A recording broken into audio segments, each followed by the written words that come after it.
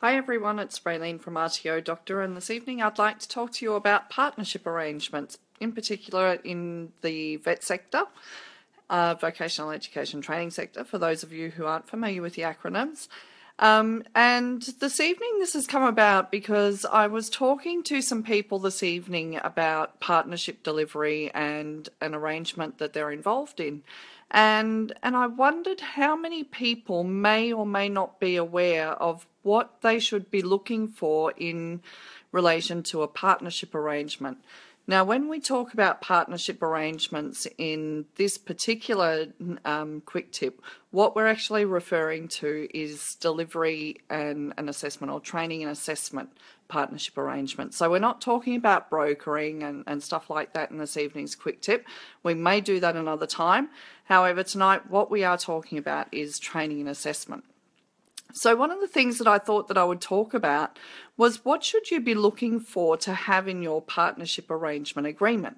Now, of course, remembering that any partnership arrangement for training and assessment, or any partnership arrangement, should be notified to ASQA, and you also need to have a written agreement in place. So within that written agreement, what we recommend is that you clearly outline or clearly articulate what the responsibilities of each party are, and that would be who is responsible for doing the training, who is responsible for doing the assessment, who is responsible for the marketing and promotion, who is responsible for issuing a qualification or a statement of attainment, who's responsible for monitoring complaints and appeals and student services and so forth.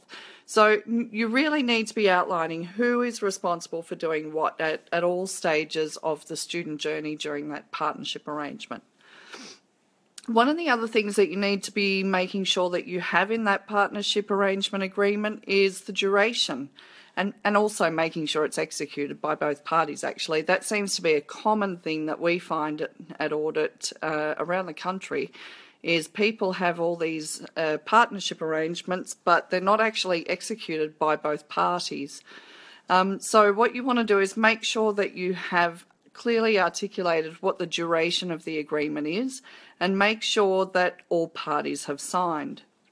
You also want to make sure that there is provision in there for any amendments that need to be made. So who can make them and what form that should take. So would it be sufficient for just an email between the parties? Do both parties have to sign off? You really need to be clear about how you can go about making changes to that agreement. One of the other things that you need to be very careful about is who is the owner of any intellectual property that is either developed for that agreement or as a result of that agreement. So if you're delivering a course on behalf of somebody else, and the trainers and assessors or you yourself design a course or curriculum or training materials or assessment materials that you want to use as part of that course, who actually owns those materials, and what happens when the partnership agreement is over. One of the other things is to be very clear about what the purpose of the agreement is. We find that there are many MOUs and partnership agreements, written agreements, that are not so clear about what the intent of the MOU is, and sometimes it's left wide open, and that can be a real concern, because people will continue to add things without the other party necessarily being aware of them.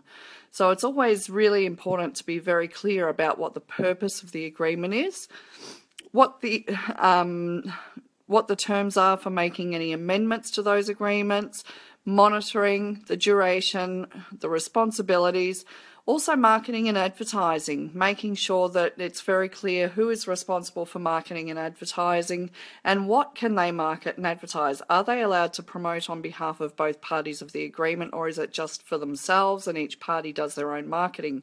And who's responsible for compliance in the partnering agreement? Another thing that we find is really important and is often missing in partnership agreements is a clause in relation to termination. So what happens when the partnership is over? And what happens to the students who are enrolled when that partnership is over?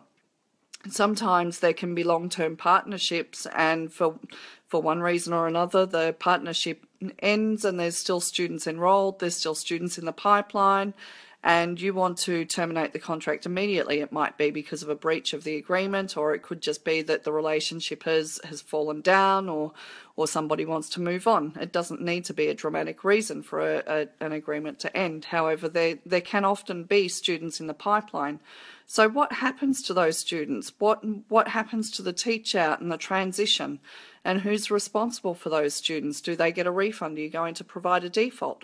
What are the terms and conditions in relation to students who remain enrolled or have applied for enrolment once that partnership is over? And how does the agreement end?